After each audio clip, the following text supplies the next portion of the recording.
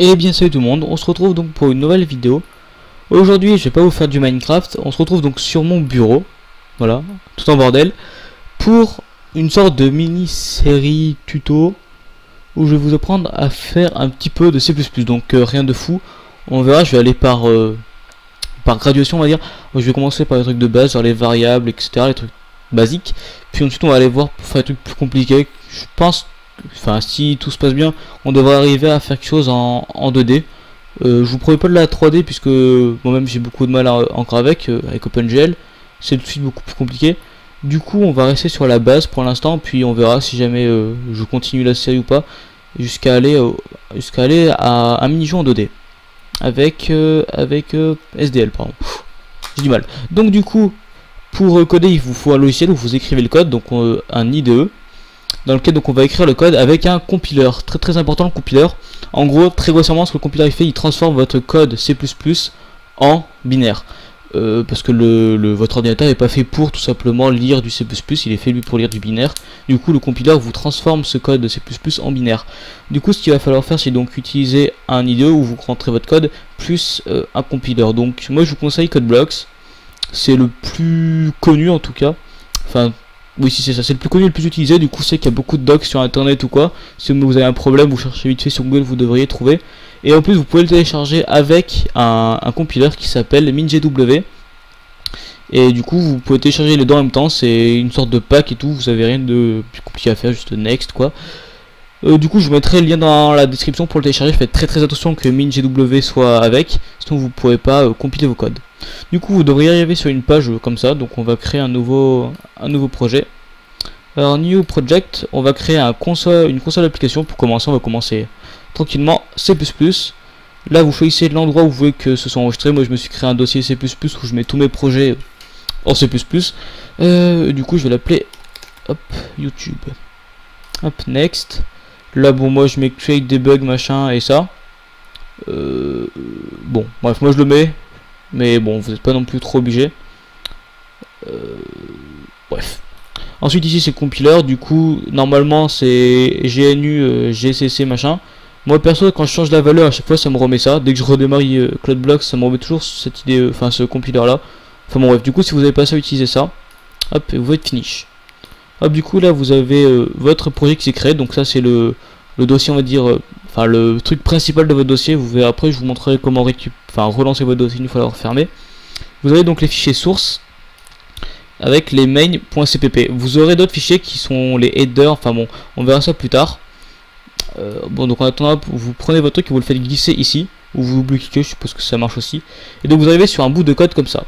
Juste d'abord, je vais vous montrer, si vous fermez CodeBlocks pour retrouver rouvrir votre, comment dire, votre projet, vous allez là où vous l'avez stocké. Donc là, vous voyez, il y a un dossier YouTube qui s'est créé, et vous lancez le youtube.cbp.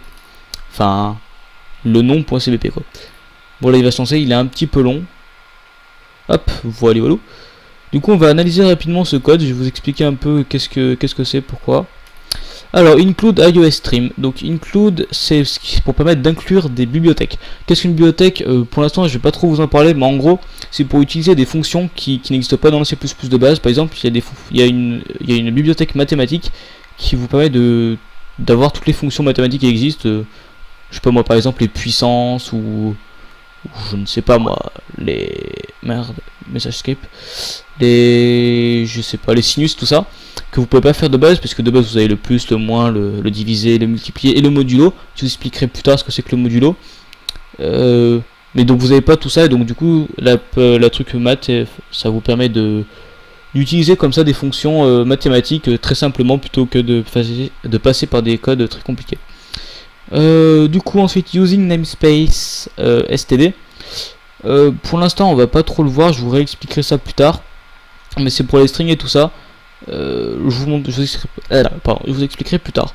Ensuite int main, et ces deux petits accolades, ça ouvre et ça ferme. En gros ça montre le début de int main, et ça montre la fin. Si on voudrait on aurait pu faire ça comme ça, hop, mais c'est juste pour c'est plus joli, c'est mieux pour l'œil de mettre ça comme ça. Du coup int main c'est une fonction principale. Int, ça veut dire que la fonction va retourner un 0. On verra plus tard ce que c'est que les fonctions. Pour l'instant je vais on va vite survoler. Ce qu'il faut retenir, c'est que int main, c'est ce qui s'exécute au début de votre code. C'est ce qui va être exécuté, donc ce qui est entre là et là, c'est le premier truc qui va être exécuté. Évidemment, on commence par la ligne numéro 1. Donc celle-ci. Cout, chevron, entre guillemets, hello world, chevron, handle, point d'exclamation. Donc, qu'est-ce que cette ligne de code fait? Je vais vous proposer en fait tout simplement d'exécuter le code. Donc, comment vous faites? Vous appuyez sur build and run. En gros, build, ça fait le binaire, on va dire, et run, ça lance, tout simplement. Hop. Ok, c'est super long. Et voilà, hello world.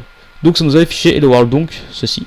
Donc, vous l'avez compris, ce cout permet d'afficher des messages. Donc, par exemple, vous mettez cout, je ne sais pas. Hop, n'oubliez surtout pas les chevrons, que c'est très important. Les chevrons, c'est ce qui permet de séparer, on va dire, les choses. Donc hop, et là vous mettez coucou par exemple. Et ne pas oublier le point virgule à la fin, c'est très important. Et regardez, hop, coucou. Et regardez, j'ai pas mis le handle, c'est volontaire. Et regardez, si jamais je fais ça par exemple, et que je mets test, vous allez voir ce qui va se passer. Vous avez vu, coucou et test sont collés. En gros, le handle, ça correspond à un retour à la ligne. Du coup, si regardez, par exemple, je rajoute handle ici, toujours pas oublier de mettre les chevrons pour séparer chaque chose. Hop, et voilà, et là, il y a bien le retour à la ligne. Aussi, ce que vous pouvez faire, c'est pas mettre le retour à la ligne là et le mettre ici, par exemple. Hop, vous mettez handle ici. Oula, handle ici. Surtout, ne pas oublier les chevrons pour séparer. Regardez, ça marche aussi. Bon. Hop, du coup, on va séparer ça et return 0. Ça en gros, la fonction, une fois qu'elle est terminée, elle retourne 0. Ça aussi, je vous en parlerai plus tard. Mais en gros, 0, c'est un int. Donc, qu'est-ce que je vais vous apprendre vraiment dans cette vidéo, puisque là pour l'instant on a juste vu comment afficher du texte, donc vous pouvez afficher un peu n'importe quoi, mais c'est pas terrible. Donc on va voir les variables. Qu'est-ce que c'est que les variables? C'est la chose la plus importante en programmation, dans n'importe quel langage. Il y a des variables, peut-être pas l'HTML, mais l'HTML c'est un langage un peu spécial. Du coup, qu'est-ce qu'une variable? Une variable, c'est en fait c'est stocké dans la RAM, donc du coup ce qu'il faut voir c'est votre RAM comme... Donc je pense que c'est tout ce que c'est qu'une RAM dans votre ordinateur. Il faut voir ça comme une grande qu'on s'appelle une grande armoire, en gros. Une armoire avec des tiroirs dedans. Et du coup, donc il y a plein de tiroirs. Et dans chaque tiroir, vous allez pouvoir stocker une information. Une information donc qui s'appelle variable. Vous pouvez stocker n'importe quelle, enfin beaucoup de types d'informations, que ce soit des nombres, des lettres, des mots même. Donc c'est ce que je vais vous apprendre à créer tout de suite. Donc comment créer une variable? Donc la syntaxe c'est type, le type de la variable, son nom égale sa valeur. Et ne surtout pas oublier le point virgule. Ouais, donc là c'est truc. Je vous afficherai à l'écran une photo où il y a tous les types de variables et à quoi ils servent. Là je vous en listais quelques-uns mais je ne les connais pas tous par cœur. Vous voyez, je connais les plus connus. Donc int c'est pour les nombres entiers. Vous avez les chars qui sont des caractères. Et il peut aussi stocker des nombres allant de moins 128 à 128 ou de 0,255, je ne sais plus. Donc les chars, voilà, c'est pour les petits nombres alors. Et les caractères, du coup, juste un A, juste un B, juste un caractère quoi.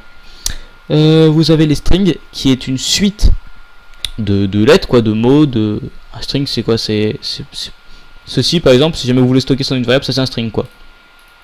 Bon, après on verra plus tard, les strings c'est un peu un type particulier en fait. On verra ça plus tard. Bon bref, donc par exemple on va donc créer notre première variable. Hop, on va enlever ça. On va créer par exemple un nombre. Donc int c'est le type pour les variables de nombres entiers. Vous l'appelez nombre par exemple, égal. Et là vous mettez par exemple 0. Et donc maintenant on va vouloir par exemple afficher notre variable. Donc vous mettez cout. Toujours pareil les chevrons. Le nom de la variable que vous voulez afficher. Et voilà, tout simplement. Hop, on va mettre handle, hop. Et du coup là regardez, 0. Alors, qu'est-ce que... Bon, juste afficher comme ça, c'est pas terrible, vous allez voir, on va pouvoir rajouter un petit truc, on va rajouter du texte. Hop. Alors, coucou. Nombre vaut. Et voilà. Et là, ça va afficher combien ça vaut. Hop, et là, nombre vaut 0. J'ai regardé si on change nombre, hop, qu'on met 1. Hop. Nombre vaut 1. Donc voilà, je pense que c'est à peu près tout pour cette vidéo. Si vous n'avez pas trop compris ce que c'est qu'une variable, je vous invite à regarder la vidéo, parce que c'est quelque chose de très important en C++. Et comment afficher du texte, mais ça je pense qu'il ne devrait pas y avoir trop de soucis là-dessus. C'est voilà, c'est très simple. Mais les variables, ouais, et si vous comprenez pas, n'hésitez pas à regarder, d'aller voir d'autres trucs sur internet ou quoi pour comprendre. C'est vraiment la base de la base, c'est super important. Si vous comprenez pas ça, vous allez vraiment avoir beaucoup de mal. Surtout que c'est vraiment super simple par rapport à tout le reste.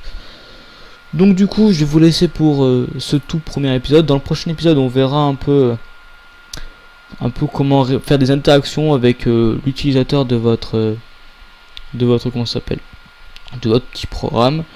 On verra aussi les strings, je vais vous en parler un peu plus en détail. Donc du coup, je vous laisse pour ce premier épisode. Du coup, rendez-vous dans le prochain. Hop.